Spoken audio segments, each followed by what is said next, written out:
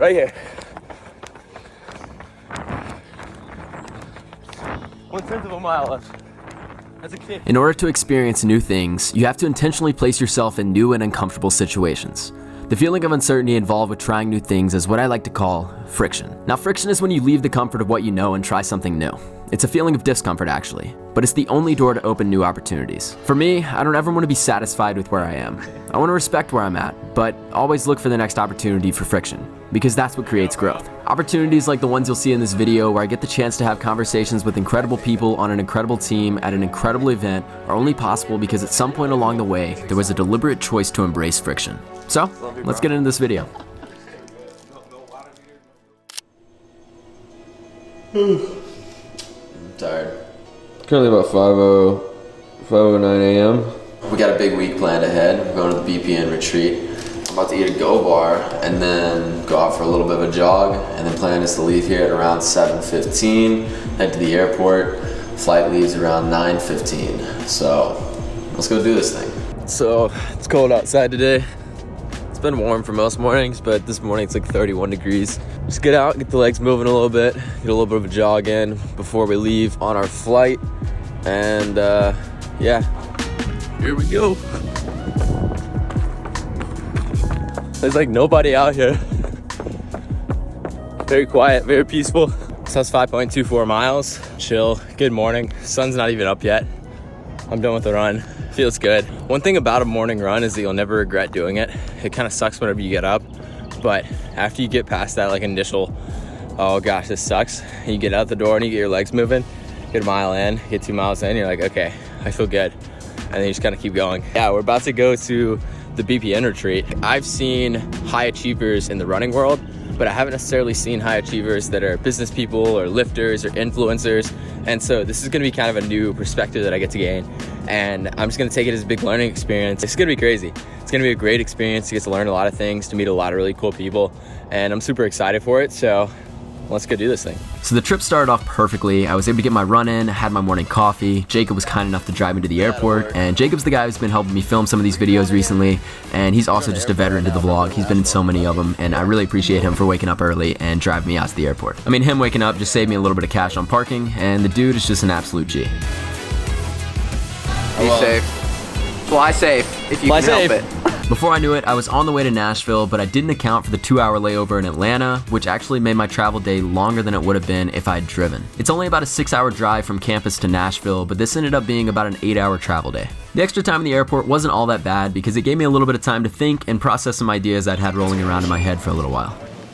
All right, so we're currently in the airport, about to load up on a plane, head to Nashville. Had about an hour and a half layover, so now we're just kind of chilling. What I've been thinking about recently is this idea of friction, and it's like the only way to actually grow is to experience friction. Instead of like working on the stuff you already know, it's better to work on new things that create more friction in your life and create that feeling of, I don't know what I'm doing, but I'm gonna see if I can figure it out. What I've been trying to apply to my life is like getting outside of the comfort zone of the regularities, and honestly, like seeking discomfort is almost like yes theory. It's that idea of seeking discomfort. Anyways, let's do this thing. Let's go to Nashville.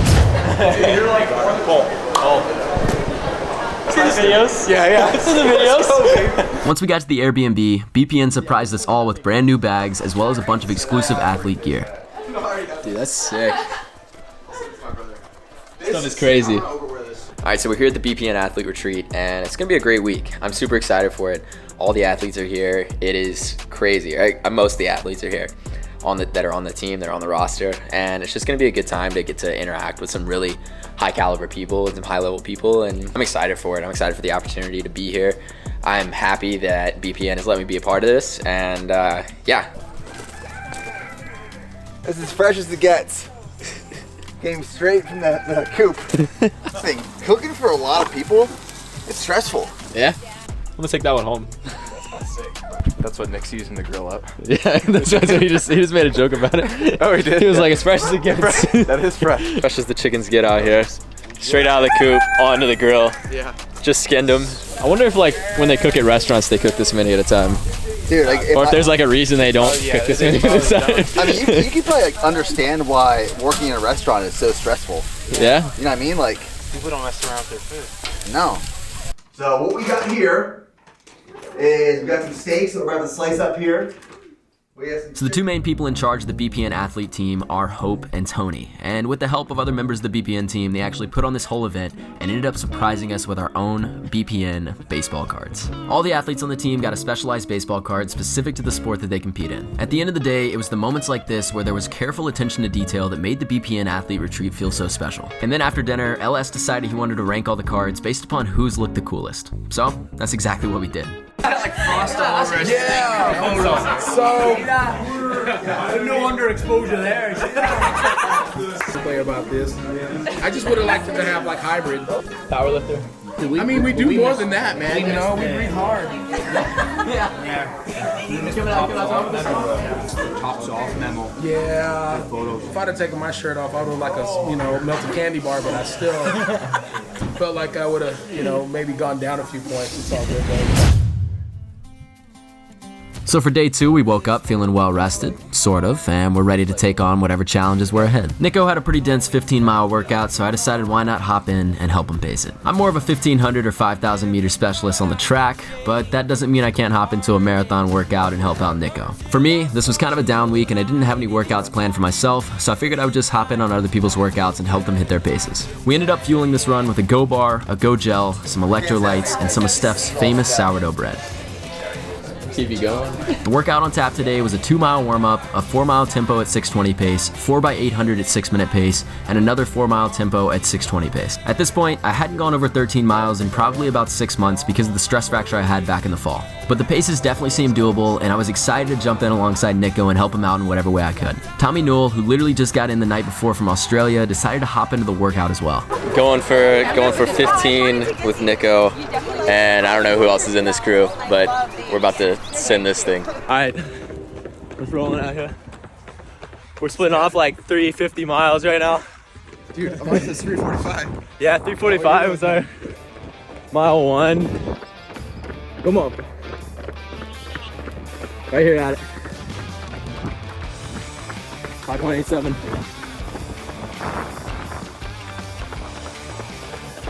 We're on pace too. Let's do our 800s. Now we're on our 4-mile tempo. It's gonna be a grind. Tell me how you feeling? Feeling good. You're crushing those 800s. Yeah, I just went with it. Felt good, so Might as well. might as well. So we flew all the way from Australia yesterday. Nice cool weather. Come on, good cup. Not even one of those 800 meter reps. 600 meters. It's gonna hurt. Keep the form together. Come on.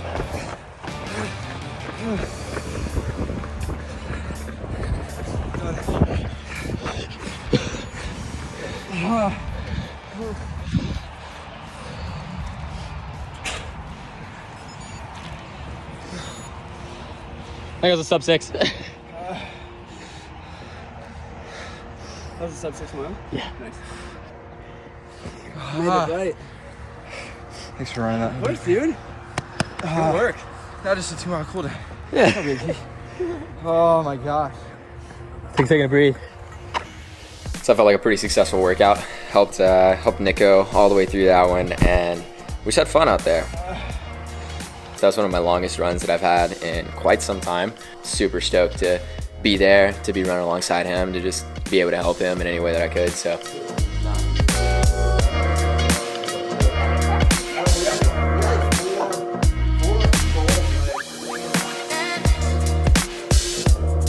First lift. Dude, I'm gonna cry. I'm gonna cry. So LS is one of the funniest guys on the team, and he's one of the most fun people to be around, and everyone on the team knows this. Today was LS's first lift back after he had a surgery 3 months ago, and then he literally showed up to the gym and squatted 600 pounds. I really don't think I know anybody who can take 3 months off and then come back and squat 600 pounds on their first lift back. But LS is just that guy. Anyways, after the morning workout with Nico and Tommy, the whole team ended up going to Quantum Fitness in Nashville. I got a little bit of a lift in, and the rest of the guys got a lot of bit of a lift in, and it was really cool to see them in their element.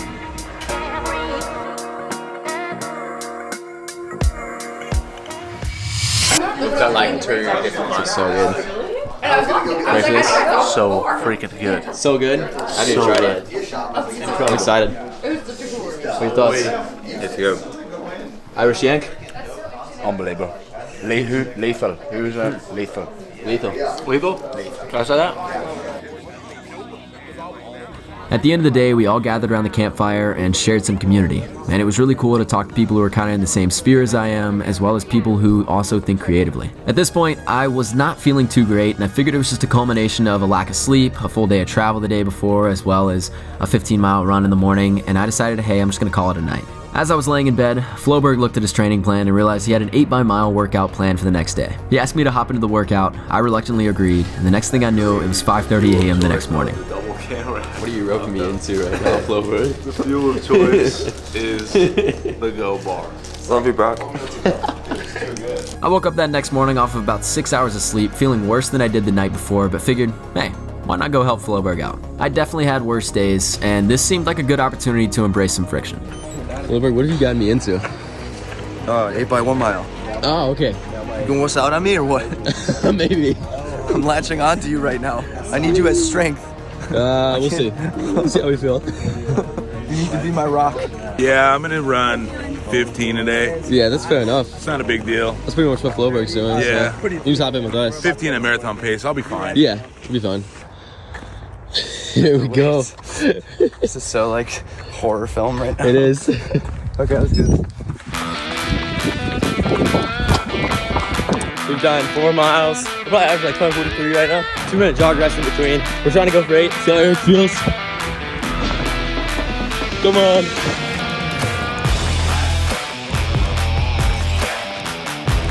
This is 5:40 pace. Eric, stay smooth. Okay, listen.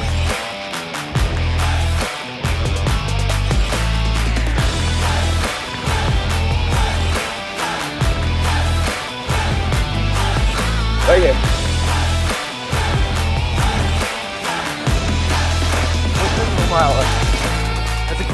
At this point in the workout, I was feeling pretty good, but I could tell that Eric was struggling because he'd been battling a cold for the last week. This was his first workout back after the cold, so I took it on myself to keep him as calm and comfortable as possible. Last one out here. Let's crush it. Right here, come on. Come on.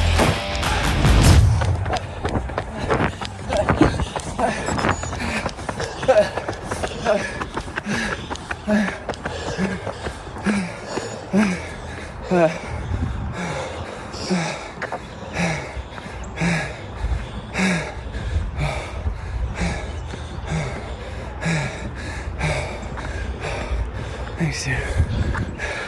I would not have hit those splits without you. Sir, glad to be here. Be your first marathon? Maybe. Yeah? All right. Pacey for it? Yeah. This guy. Yeah, people need to hire you as like just a pacer for full-time like training partner. He's out angling. It's the angle, it's the angle. You snapped. So you know how I felt good in the middle of the workout, but I didn't feel good before? Well, when I sat back down on this bus, I felt like I did before the workout. And everything just didn't feel good. But we had a full day ahead of us, and I wasn't about to slow down. After the run, we went to the Soho House in Nashville to listen to Donna Miller speak about his book, Building a Story Brand. How you feeling? I'm feeling great because the run is done. When you take care of your running, the day can't go anymore. The first run is done. We are about to listen to Donna Miller speak. He's an author, and he knows a lot about businesses, building brands, and he's just going to talk to us as athletes because I feel like each of us has like our own individual brand, our own thing that we're trying to grow personally, or maybe each of us has a business, and so he's going to talk to us about some of that stuff. I feel like he's gonna have a lot of knowledge and wisdom to share with us, and I'm super excited about that, just to get a better understanding of who he is and what he stands for, and to get some better insight on the direction to take my own business and where I'm going in the future. So I didn't record a ton from the Donna Miller conversation, but he had some really good things to say, and then after he was done speaking, Nick sat us down and told us about the inner workings of the brand and where he's trying to take it in the future. This was a really special conversation that Nick had with all the athletes about the inner workings of BPN, the struggles that BPN has had in the past, and I think this really just reassured all of us athletes that Nick has such a high value on placing community as the backbone of BPN. BPN is truly building something greater than the other supplement companies out there, and I'm incredibly grateful to be a part of it. Tony, what are we doing right now? All right, so we're about to go into Rustler Co. Every single athlete is getting a BPN branded, custom fit, custom designed cowboy hat, authentic Nashville cowboy hat, because that's how we do it at BPN. That's what we're doing. This is gonna be sick.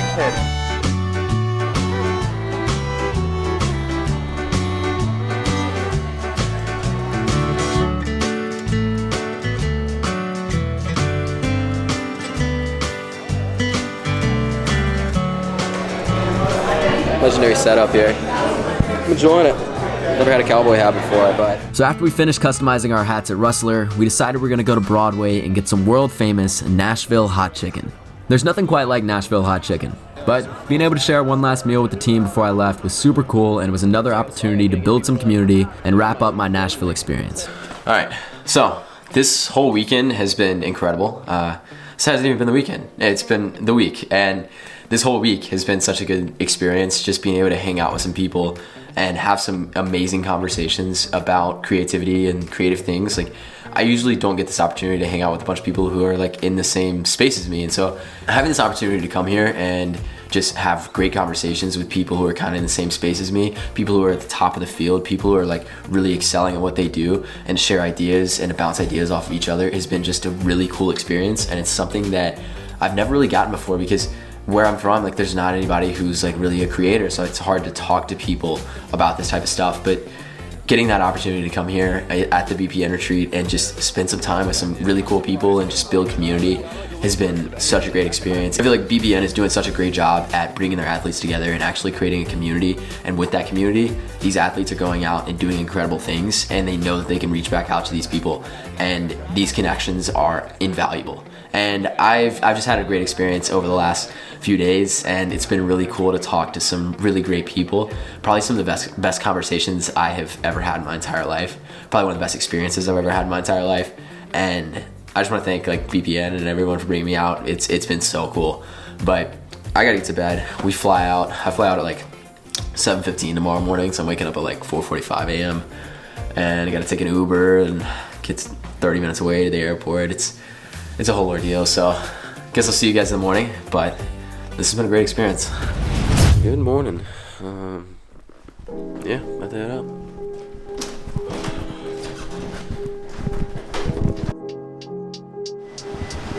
Got the new Cloud Monster 2s. Yes, Daniel sir. got it set up. super excited to try these things out. Ugh. Dude, I appreciate you. Let's keep in touch. Yeah, for sure. So I ended up, my flight got delayed, and then I was gonna miss the connecting flight, so I had to shift my flights around.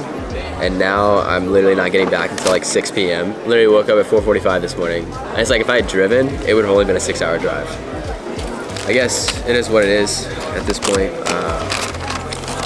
I got some Chick-fil-A, about to eat one of these Greek yogurt parfaits, as well as I got a couple of chicken biscuits. So that's gonna keep me moving, I guess. I'm still not feeling too good. Like, I feel like I got a cold, so I took some Dayquil. Hopefully it's not anything worse than a cold, but we changed our first flight, and then our second flight, I have like a 5-hour layover after I land in Atlanta. So it's gonna be a long day. So after what felt like one of the longest travel days in my entire life, I finally made it back to Jackson. The whole time I was sitting in the airport, I had a runny nose, I was sneezing, I was coughing, and I just felt like garbage. I was having trouble focusing as well, and I couldn't even take the time to sit down and edit this video in the airport with all the free time I had either, so I just sat around and did nothing. The retreat felt super chill, it was super restful, but like just getting a cold in the last couple of days, I just feel like garbage, so. Mary Grace ended up picking me up from the airport, and I was finally on my way back to campus, where the plan was just to sleep until I woke up the next day. Look at that. Got me a Diet Dr. Pepper. I was like, whoopsies! It's been a long day, mate. You're stinking. So I'm not gonna blame Floberg for getting me sick, but I think that Floberg got me sick.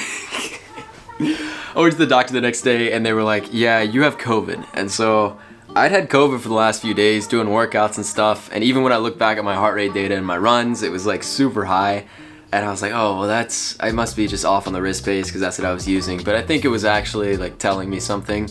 So yeah, listen to your data, listen to what your watch says, because sometimes it's right, sometimes it's not right, but sometimes it actually is right, so it's important to listen to that. But yeah, I don't really care. Like, I got sick, I was out for a few days, I kind of just rested, didn't run for a couple days, and felt like garbage. This is actually literally 3 weeks in advance. This is the same day I'm planning on posting the video when I'm filming this right now. And so I'm actually back, I'm feeling better, I've gotten back into some workouts, I'm feeling good. It's been a busy last few weeks, and I have just been trying to catch back up with everything I've been doing with school, with running, with video, with all sorts of stuff. At the beginning of this video, we talked about the idea of friction, and I want to re-emphasize that because it's still something that I'm harping on. It's something that I'm still thinking about every single day, because intentionally placing yourself in those moments where you have those uncertainties, where you have that friction in your mind, where it feels like you don't really know what the next step is, but you're gonna try to figure it out anyways. The best way I can explain this is like, imagine a person who plays guitar professionally. The thing that they're doing constantly is looking for things that they don't know how to do. They're constantly trying to expand their skill set in every way possible. They aren't playing the stuff they already know. They're playing stuff that's new that they don't even know if they can figure it out, but they're still gonna try anyways. And I feel like that's that type of friction that you have to find in your own life, and you have to find those moments where you have those uncertainties, where you don't really know what the next step is, but you're still gonna try to figure it out anyways. So that's kind of what I want to leave this video with, is like, whenever you take those moments to step into that friction opens up doors. It opens up these new opportunities to where you can have events like this, where you can become a part of a team like I became a part of BPN. And it's like, embracing that friction is one of the most important things you can possibly do in order to create opportunities like you've seen in this video. And I just want to leave you guys with that, because that's something I truly believe in, and it's something I've been really harping on over these last, I don't know, few months, and it is really impactful, and it's really beneficial. It's been really beneficial in my life, and yeah, I just wanted to leave you guys with that. So if you got any thoughts on this, drop them down in the comments. Thank you for watching. Hope you enjoyed the video. Planning to get some more stuff out soon, and I'll see you guys next time. Howdy. Howdy.